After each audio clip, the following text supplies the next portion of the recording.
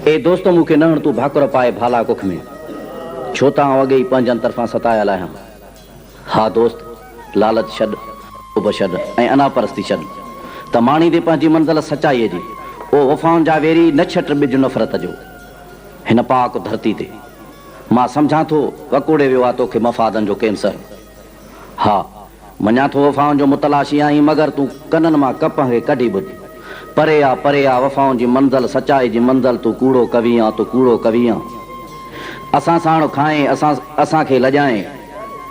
असां साण खाएं असांखे लॼाएं असां सां अदावत असांजो त मज़हब आहे मुर्कूं विरहाइण कढी छॾ तूं नफ़रत खे दिलि मां धिकारे वफ़ाउनि जा कातिल वफ़ाउनि जा वेरी ॾिठुमि काल तोखे रक़ीबनि सां शामिल वई आहे शायदि तुंहिंजी दिलि थी कारी अगरि तोसां नातो जे टोड़े छॾींदुसि त सारो ज़मानो गुनहगार चवंदो ऐं ख्वारी मलामत जा इल्ज़ाम हणंदो सुठो अथई त अहिड़ी मयारुनि खां अॻ में बग़ावत जी कारी पटी छोड़े मूं सां मिलणो ऐब कोन्हे खिलणो ऐब कोन्हे।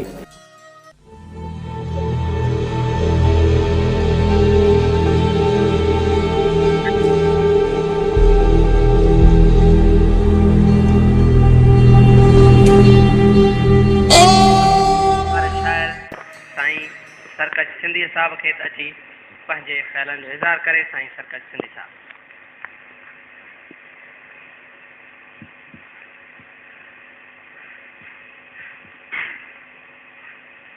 जियां सैफ हुई अनार वहन वारी गाॾां हींअरो पिरियां धार निबेरियांस न निबरे मुंहिंजा निहायत मान वारा दोस्तो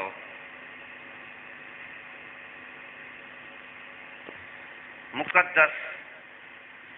मूर्तीअ जहिड़े माण्हूअ जी वरसीअ में शरीक थींदड़ अॼोका साम्हूं वेठल प्यारो माण्हू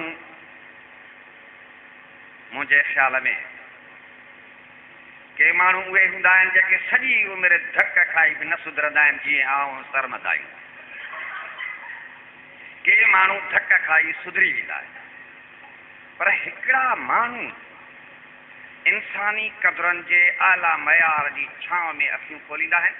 ऐं फितरत जे सूंह में उन्हनि जी तरबियत थींदी आहे। सची ॻाल्हि इहा आहे त हिकिड़े निहायत ॾुखे अरूंद जाहिल कबीले में हिकु अहिड़ो सुलक्षणो माण्हू पैदा थी पियो जो हिन जे लाइ माण्हू त पैदा थींदा रहंदा पर इन ई कबीले में हिन जे लाइ सरमद चांडे जी महिरबानी।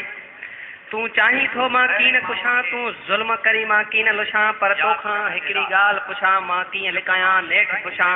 हिन सिर में जेसी साह वठमि आज़ादीअ ते वेसाह वठमि हिकु सन जो सैयद वारस आहे ॿियो वारस भिट जो शाह वठमि थो जीअं ज़ख़्मी शींहं जीअं हा जीअं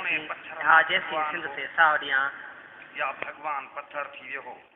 पर ही अहिड़ो माण्हू हो जंहिंजे हर अमल में ख़ूबी जंहिंजे हर अमल में सचाई जंहिंजी हर ॻाल्हि में अमल रुगो ॻाल्हि न कंदो हो पर उनते अमल कंदो। उहा कहिड़ी बि ॻाल्हि हुजे त ज़ख़्मी